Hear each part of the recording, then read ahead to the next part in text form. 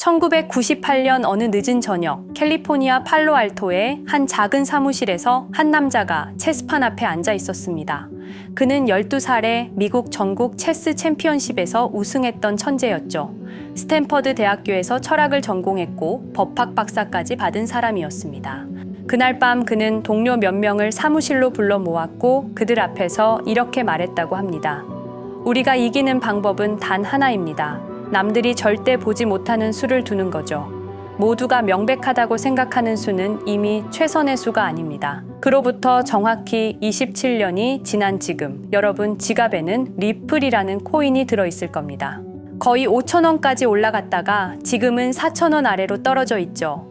비트코인은 지금 사상 최고가를 경신하고 있고 이더리움도 계속 올라가고 있는데 말입니다. 솔직히 답답하시죠? 내가 잘못 선택한 건 아닐까 하는 생각 한 번쯤은 해보셨을 겁니다. 하지만 제가 오늘 여러분께 말씀드리고 싶은 건 여러분이 지금 들고 계신 그 코인이 혹시 27년 전 그 체스 천재가 말했던 바로 그 수, 남들이 보지 못하는 수가 아닐까 하는 겁니다. 2003년 7월 17일 이베이라는 회사가 당시로서는 상상할 수 없는 금액인 15억 달러를 들고 한 회사를 인수했습니다. 직원이 50명도 안 되는 작은 회사였어요. 그날 밤 사무실을 나서던 직원들 중 누구도 상상하지 못했을 겁니다. 자신들이 앞으로 세상을 완전히 바꿔놓을 거라는 사실을요. 그 중에 일론 머스크라는 사람이 있었습니다. 그는 나중에 테슬라라는 전기차 회사를 만들어서 자동차 산업 전체를 뒤흔들어 놨죠. 지금 테슬라의 시가총액이 얼마인지 아십니까? 8천억 달러가 넘습니다. 또 피터 틸이라는 사람도 있었습니다. 바로 그 체스 천재 말입니다.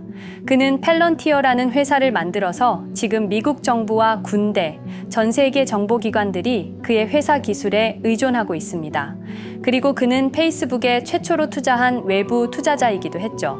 당시 페이스북은 대학생들끼리 사진 공유하는 작은 웹사이트에 불과했는데 말입니다. 리드 호프먼이라는 사람도 그 사무실에 있었습니다. 그는 링크드인이라는 회사를 만들었습니다. 지금 전 세계 직장인 8억 명이 사용하는 그 플랫폼 말입니다. 2016년에 마이크로소프트가 링크드인을 인수했는데 그 금액이 262억 달러였습니다. 체드 헐리, 스티브 첸, 자베드 카림이라는 3명의 젊은 개발자도 있었습니다. 이들은 나중에 유튜브를 만들었죠. 여러분이 지금 이 순간에도 보고 계실 그 플랫폼입니다. 구글이 유튜브를 인수한 금액이 16억 달러였는데 창업한 지 겨우 1년 반 만이었습니다.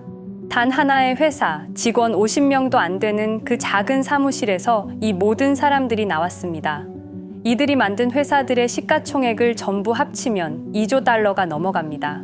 이게 과연 우연일까요? 아니면 그들이 뭔가 알고 있었던 걸까요? 2020년 12월 22일 새벽 1시 미국 증권거래위원회 SEC로부터 한 통의 소송 통지서가 리플 본사에 도착합니다. 내용은 간단했습니다. 당신들이 만든 리플은 증권입니다. 그런데 증권 등록을 하지 않았으니 불법이죠. 그날 아침 시장이 열리자마자 리플 가격은 곤두박질쳤습니다. 하루 만에 60%가 폭락했어요. 코인베이스, 바이낸스, 크라켄 같은 대형 거래소들이 하나둘씩 리플을 상장 폐지했습니다. 투자자들은 패닉에 빠졌고 많은 사람들이 손절했습니다. 그런데 이상한 일이 벌어졌습니다. 리플의 CEO 브래드 갈링하우스는 도망가지 않았어요. 회사 문을 닫지도 않았습니다. 대신 그는 4년 동안 법정에서 SEC와 싸웠습니다. 수백억 원의 변호사 비용을 쓰면서 말이죠. 왜 그랬을까요? 그냥 합의하고 벌금 내고 넘어갈 수도 있었을 텐데 말입니다. 27년 전 그 체스 천재가 했던 그 말, 남들이 보지 못하는 수를 두는 것. 브래드 갈링하우스는 뭔가를 알고 있었던 겁니다. 이 소송이 끝나면 무슨 일이 벌어질지를요. 2025년 8월 소송이 끝났습니다. 법원은 리플의 손을 들어줬어요. 리플은 증권이 아니라고 판결했습니다. 그리고 지금 이 순간에도 전 세계 은행들은 다시 리플 기술을 도입하기 시작했습니다. 자, 이제 흥미로운 숫자들을 한번 보시죠. 1998년 그 회사가 설립됩니다. 2003년, 그러니까 정확히 5년 후에 이베이에 매각됩니다. 그리고 2005년부터 그들이 만든 회사들이 하나둘씩 세상에 나타나기 시작합니다. 이제 리플을 볼까요? 2012년에 리플이 설립됩니다. 2017년, 정확히 5년 후에 리플은 역대 최고가인 거의 5,000원을 찍습니다. 그리고 2020년 SEC 소송이 터집니다. 2005년에서야 소송이 끝나죠. 리플이 세상에 나온 지 13년 만입니다. 패턴이 보이십니까? 27년 전 그 회사도 5년 동안 조용히 준비했습니다. 그리고 폭발했죠. 리플도 지금 똑같은 과정을 거치고 있는 건 아닐까요? 여러분이 이 영상을 보고 계신 바로 이 순간에도 스페인의 산탄데르 은행은 리플 기술을 사용해서 국경 간 송금을 처리하고 있습니다. 일본의 SBI 홀딩스는 리플 기반 서비스를 계속 확장하고 있고요. 전 세계 국경 간 송금 시장 규모가 얼마인지 아십니까? 700조 원입니다. 매년 700조 원어치의 돈이 국경을 넘어서 움직이고 있어요. 그런데 지금 그 시장을 장악하고 있는 스위프트라는 시스템은 어떻게 작동할까요? 송금하는데 평균 3일에서 5일이 걸립니다. 그리고 수수료로 평균 7%를 가져갑니다. 100만 원을 보내면 7만 원이 수수료로 나간다는 뜻이죠. 반면 리플은 어떨까요? 3초에서 5초면 끝납니다. 수수료는 0.1%도 안 됩니다. 거의 공짜나 다름없는 거죠. 기술적으로 보면 리플이 압도적으로 우월합니다. 그런데 왜 가격은 4,000원에 머물러 있을까요? 왜 세상은 아직 리플을 선택하지 않는 걸까요? 1999년, 그러니까 지금으로부터 26년 전으로 돌아가 보겠습니다. 당시는 닷컴 버블이 한창이었어요. 모든 인터넷 회사의 주가가 하늘 높은 줄 모르고 치솟았죠. 사람들은 모두 미쳐 있었습니다. 그런데 그 체스 천재는 동료들에게 이렇게 말했다고 합니다. 모두가 미쳤다고 할 때가 진짜 기회입니다. 왜냐하면 그때는 경쟁자가 없거든요. 다들 겁먹어서 도망가니까요. 실제로 2001년 9.11 테러가 일어나고 미국 경제가 완전히 얼어붙었을 때 오히려 공격적으로 확장했습니다. 다른 회사들이 직원을 해고하고 사무실 문을 닫을 때 그들은 더 많은 사람을 고용했고 더 많은 투자를 받았습니다. 왜냐하면 그들은 알고 있었으니까요. 위기 속에서 진짜 혁신이 자란다는 걸요. 2025년 지금 암호화폐 시장은 혼란스럽습니다. 비트코인은 하루에도 몇 번씩 10% 이상 움직이고 알트코인들은 더 심하죠. 사람들은 공포에 떨거나 탐욕에 사로잡혀 있습니다. 그런데 리플은 어떤가요? 이상하리만치 조용합니다. 너무 조용해서 사람들이 잊어버릴 정도예요. 커뮤니티에서도 리플 언제 오르냐는 얘기만 반복되고 있습니다. 그런데 이게 혹시 27년 전 그 작은 사무실과 똑같은 상황은 아닐까요? 모두가 관심 없을 때, 모두가 다른 곳을 볼 때 조용히 준비하는 것 말입니다. 체스 그랜드마스터들이 공통적으로 하는 말이 있습니다. 아마추어는 한 수 앞을 보고 마스터는 세 수 앞을 봅니다. 그런데 그랜드마스터는 상대가 절대 생각하지 못하는 수를 둡니다. 그 체스 천재는 직원 50명짜리 회사로 2조 달러 제국을 만들었습니다. 어떻게 그게 가능했을까요? 그는 세 수 앞을 봤기 때문입니다. 아니, 어쩌면 10수 앞을 봤을지도 모르죠. 자, 지금 여러분 지갑에는 4,000원짜리 리플 코인이 들어 있습니다. 어쩌면 여러분은 답답해하고 계실 겁니다. 언제 오르는 거야? 다른 코인은 다 오르는데. 그런데 혹시 이 코인이 27년 전 그 사무실 직원들이 받았던 스톡옵션 같은 건 아닐까요? 당시 그들도 몰랐을 겁니다. 자신들이 들고 있는 종이 쪽지가 나중에 수억 달러의 가치를 가지게 될 거라는 사실을요. 그들도 답답했을 겁니다. 회사가 잘 될지 안 될지 몰랐으니까요. 하지만 그들은 하나를 믿었습니다. 남들이 보지 못하는 수를 두고 있다는 것을요. 10년 후 세상이 완전히 바뀌었을 때 여러분이 지금 들고 있는 이 코인이 그때의 핵심이 되어 있을지도 모릅니다. 아니면 그냥 4,000원짜리 코인으로 남아있을 수도 있고요. 그 체스 천재가 했던 말을 기억하십니까? 최고의 수는 아무도 보지 못합니다. 그래서 최고인 거죠. 지금 여러분이 답답해하면서 들고 있는 그 리플, 혹시 그게 바로 그 수는 아닐까요? 그들만 아는 27년 전부터 이어져 온 세상을 바꾸는 그 수 말입니다. 2020년 12월 22일 오후 우리가 투자했던 리플이 하루아침에 반토막이 났습니다. 당시 리플은 63% 급락했습니다. 마치 은퇴 자금이 하루아침에 반토막 나는 것과 같은 생존 본능을 자극하는 충격이었습니다. 그때 리플에 투자하셨던 분들이라면 누구나 기억하실 겁니다. 누군가는 그날 하루 만에 수천만 원을 잃었고 어떤 이는 수억이 사라지는 걸 그저 눈뜨고 지켜볼 수밖에 없었습니다. 그리고 그날부터 진짜 전쟁이 시작됐습니다. 그때는 우리가 잘못 판단한 줄 알았습니다. 하지만 5년간 추적한 결과 알아낸 진실은 이것은 우연이 아니었습니다. 누군가 치밀하게 계획한 암살이었습니다. 먼저 왜 누군가가 리플을 없애려 했는지 이해해야 합니다. 스위프트라는 시스템을 아시나요? 현재 200여 개국 11,000개의 금융기관이 사용하는 글로벌 송금 네트워크입니다. 벨기에 본부를 두고 있지만 실질적으로는 미국이 완전히 통제하고 있습니다. 스위프트가 왜 무서운 권력이라고 말을 하냐면요. 2012년 이란 핵제재 때 이란 은행들을 스위프트에서 완전 퇴출시켰습니다. 그 결과로 이란의 경제는 즉시 붕괴가 됐죠.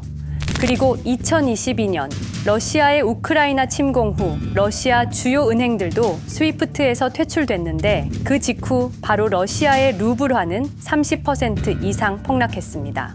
즉, 스위프트에서 쫓겨나면 그 나라는 국제거래에서 완전히 고립됩니다. 그런데 리플은 이 모든 것을 우회할 수 있었습니다. 며칠 걸리던 송금이 리플에선 5초면 끝났습니다. 기존엔 몇만 원씩 들던 수수료가 1원도 안 들었습니다. 거기다가 중개은행까지 불필요했습니다. 그리하여 2017년 리플의 위력이 증명되었습니다. 일본 SBI 그룹, 뱅크 오브 아메리카, 산탄데르 은행 등 200개 이상 금융기관이 리플 파트너십을 검토했습니다. 연간 200조 원 규모의 국제 송금 시장에서 리플이 스위프트를 완전히 대체할 수 있다는 것이 증명된 순간, 바로 이때 누군가에게는 생존 위기가 된 것입니다. 리플은 단순한 암호화폐가 아니었습니다.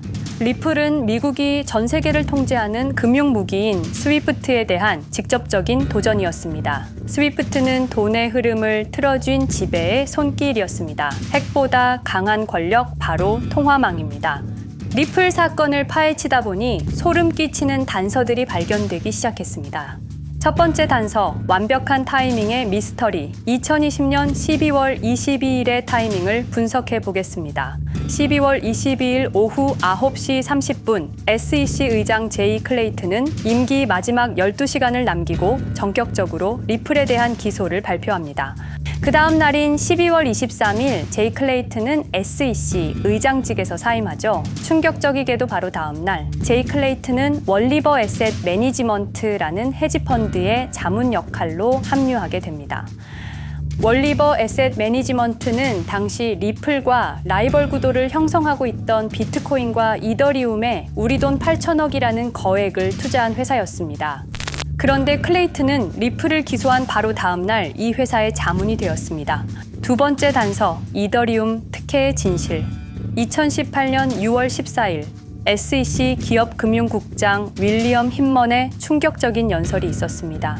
현재 이더리움의 제공과 판매는 증권 거래가 아니라고 본다. 그런데 힌먼은 SEC에 오기 전 심슨 대처라는 로펌에서 근무했는데 이 로펌은 이더리움 엔터프라이즈 얼라이언스 멤버였습니다. 더욱이 SEC, 재직 중에도 해당 로펌으로부터 상당한 수입을 유지하고 있었습니다. 반면 리플은 리플 CEO가 직접 만나서 명확한 지위를 요청했지만 시간이 더 필요하다며 3년을 더 기다리게 했습니다. 세 번째 단서, 결정적 발견. 가장 충격적인 단서를 발견했습니다. 2020년 12월 22일 리플 기소 발표 직전에 누군가 대량의 리플 매도 주문을 넣었다는 정황이 포착되었습니다. 마치 미리 알고 있었다는 듯이 말입니다. 이 흔적들을 추적하던 중 예상치 못한 곳으로 연결되었습니다. 실리콘밸리였습니다. 은행이나 정부가 아니라 테크 기업들이었습니다. 그것도 우리가 혁신과 자유의 상징으로 알고 있던 바로 그 실리콘밸리 말입니다. 이 세 명의 인물, 이 세 개의 사건, 전혀 관련이 없어 보이지만 공통점이 하나 있습니다. 모두가 실리콘밸리 금융 네트워크와 직접 연결되어 있었다는 겁니다. 모든 흔적이 한 곳을 가리키고 있었습니다. 리플을 제거한 배후로 의심되는 세력들, 많은 단서들이 결국 이곳을 가리키고 있었습니다. 바로 페이팔 마피아라는 이름의 거대한 네트워크였습니다. 2002년 10월 3일 페이팔이 이베이에 매각되었습니다. 이때 페이팔을 퇴사한 50명 중 38명이 새로운 기업을 창업하거나 거대한 투자를 시작했습니다. 그들은 서로 관계를 꾸준히 유지하면서 창업한 기업에 서로 투자하고 때로는 동업하면서 상호 성장하는 거대한 네트워크를 만들어냈습니다. 2025년 현재는 우리나라의 GDP보다 큰 규모의 자산을 움직이는 네트워크가 되었습니다. 이제 그들은 기업가가 아닌 제국의 지배자가 되었습니다. AI, 국방, 금융, 심지어 법까지도 전부 그들의 손안에 들어왔습니다. 그중 핵심 인물이 바로 피터 틸인데요. 팔란티어를 창업한 사람입니다. 팔란티어는 CIA, FBI, 미 국방부 등의 정부기관에 데이터 시스템을 독점으로 공급하고 있습니다. 피터 틸이 직접 설립하거나 자문을 한 회사만 무려 59개나 되는데요. 가장 유명한 사례는 페이스북의 첫 외부 투자자였다는 겁니다. 우리 돈 약 6억 정도를 투자해서 수조 원의 수익을 올렸거든요. 그리고 나서 2025년 트럼프 2기 행정부의 공동인수위원회 의장으로 발탁이 된 인물입니다. 2001년 충격적인 9.11 테러 후 그는 우리의 사기 탐지 기술을 국가 안보에 쓸 수 있다며 2003년 펠런티어를 창업했습니다. 창업과 동시에 CIA의 벤처 펀드 인큐텔로부터 투자를 받았습니다. 그리고 피터 틸은 단순히 사업만 한 것이 아닙니다. 정치인을 직접 키워냈습니다. 현재 미국 부통령인 JD 벤스는 피터 틸의 미스릴 캐피탈에서 일했고 피터 틸의 지원을 받아 나르야 캐피탈을 창업했습니다. 트럼프에게 벤스를 소개한 것도 피터 틸입니다. 그리고 일론 머스크, 우리에게는 테슬라, 스페이스X, 그리고 X로 유명한 인물이죠. 머스크 역시 트럼프 2기 행정부에 입각해서 정부 효율 성부, 도지의 수장으로 일했습니다. 연방정부 전체의 예산 삭감 권한을 가진 엄청난 자리였습니다만 지금은 트럼프와 갈등을 벌이고 있기도 하죠. 그런데 그가 트럼프의 2024년 대선 최대 후원자라는 건 변하지 않습니다.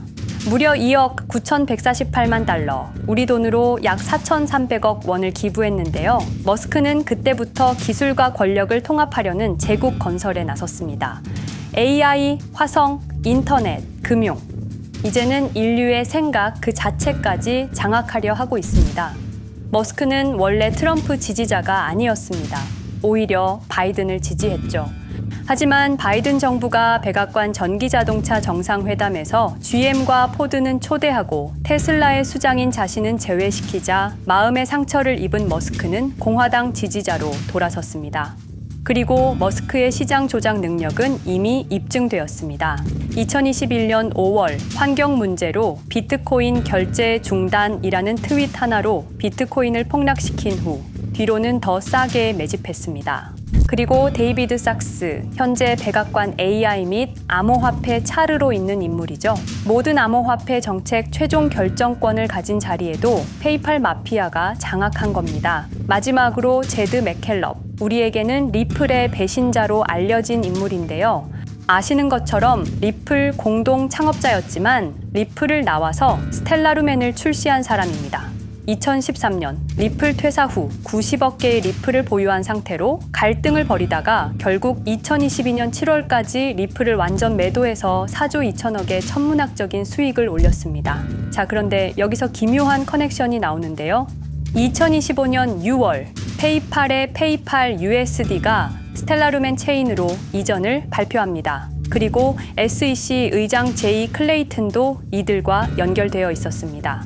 클레이튼이 리플 기소 후 바로 합류한 월리버 에셋 매니지먼트는 페이팔 마피아들이 투자한 회사였고 원래는 비트코인, 이더리움에 8천억 정도를 투자했다고 알려져 있었지만 올해 초 내부 기밀 문서가 유출되는 사건이 발생합니다. 그 문서에는 스텔라루멘에 700억 가량 투자했다는 사실과 피터 틸의 팔란티어 주식 1조 6천억 원어치 그리고 페이팔 USD에 대한 투자 내용도 있었습니다. 더욱 충격적인 건 리플 경쟁사들의 집중적인 투자를 이어오고 있었다는 겁니다. 이제 모든 퍼즐이 맞춰지는 느낌이죠. 페이팔 마피아의 리플 제거 작전을 시간 순으로 정리해보자면 1단계 내부 침투, 제드 맥켈럽이 리플 공동 창업자로 참여해 핵심 기술을 습득한 후 2013년 의도적 갈등 조성 후 퇴사. 90억 개의 리플을 보유한 채 시한폭탄을 설치했습니다. 2단계 정부 인프라 구축. 피터 틸의 펠런티어가 2003년 CIA 벤처 펀드 투자로 창업 후 2020년까지 주요 정부기관 핵심 시스템을 장악했습니다.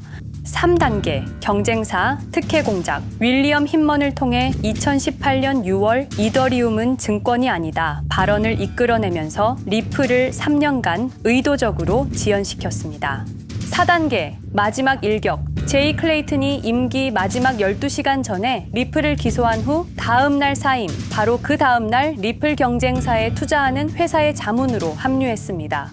5단계 대체제 준비. 2023년 8월 페이팔 USD 스테이블 코인을 출시하고 2025년 6월 제드의 스텔라 블록체인으로 확장을 발표했습니다.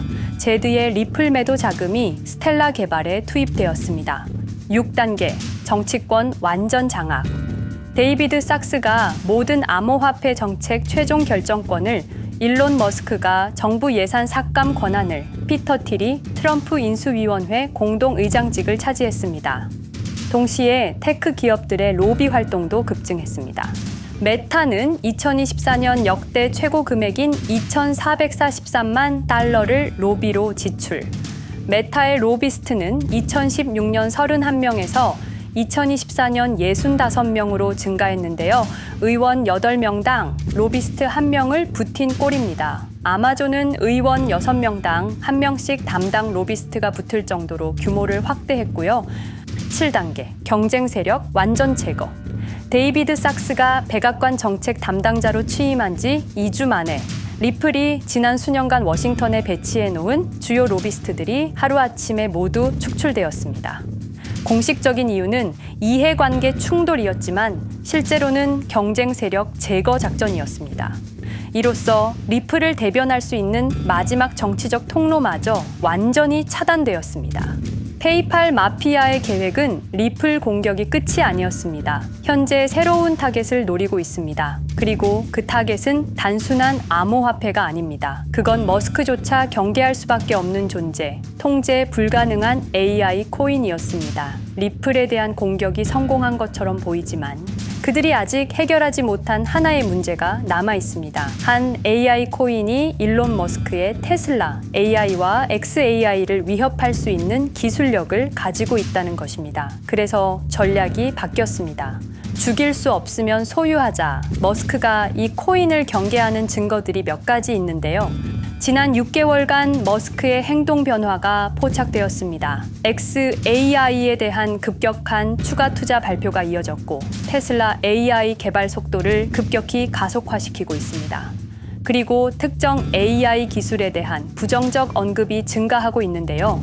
이 AI 코인은 현재 진짜 AGI 구현이 가능한 탈중앙화 AI 네트워크를 구축하고 있고 초당 수십억 단위의 연산을 처리할 수 있는 진짜 분산형 뉴럴 네트워크 기반입니다. 수백만 개의 노드가 연결된 분산 뉴럴 네트워크. 테슬라도 메타도 이 기술만큼은 아직 구현하지 못했습니다.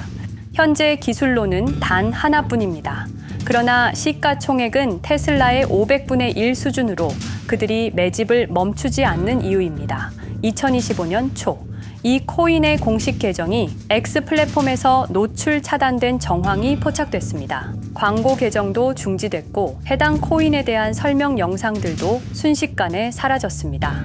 이유는 머스크의 경쟁이 될 수 있는 유일한 AI였기 때문입니다. AI는 이제 권력을 쥐는 자가 인류의 사고를 설계할 수 있는 시대의 열쇠입니다. 머스크가 이 코인을 완전히 소유하게 되면 그의 AI 제국은 완성될지도 모르겠습니다. 하지만 문제가 있습니다. 그들은 이 AI 코인을 죽이지 않았습니다. 그 대신 가격을 철저히 짓눌렀습니다. 검색에서는 사라졌고 알고리즘은 배제했습니다. 누군가는 관심 없는 프로젝트라고 말합니다. 하지만 진실은 정반대입니다. 지금도 머스크와 페이팔 마피아의 자금이 그 코인으로 조용히 흘러 들어가고 있습니다. 가격이 낮은 건 무가치해서가 아니라 그들이 싸게 사고 있기 때문입니다. 그런데 이 AI 코인의 정체를 여기 유튜브에서 공개하려 했지만 치명적인 문제를 발견했습니다. 2005년 페이팔의 웹 디자이너와 개발자들이 동영상 공유 서비스를 만들었는데 그게 바로 지금 여러분이 보고 계시는 유튜브입니다. 체드 헐리, 스티브 첸, 자베드 카림, 유튜브 창립자들도 모두 페이팔 출신입니다. 게다가 일론 머스크는 현재 X를 소유하고 있습니다. 이러한 플랫폼들에서 그들의 AI 제국을 방해하는 정보를 공개하면 검열당할 위험이 있습니다.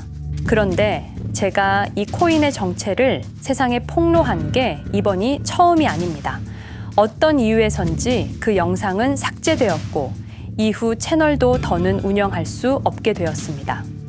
커뮤니티 가이드라인을 위반한 적은 없었지만 불편한 진실이 다뤄질 때마다 이런 일이 반복됐습니다. 이건 단지 투자 종목 하나를 공유하는 문제가 아닙니다. 이건 우리가 감시와 통제에 맞서 싸울 수 있는 유일한 기회입니다. 영상의 댓글란에 저항이라고 두 글자를 남겨주시고 010-5528-2156 이 번호로 저항 두 글자만 문자로 보내주세요.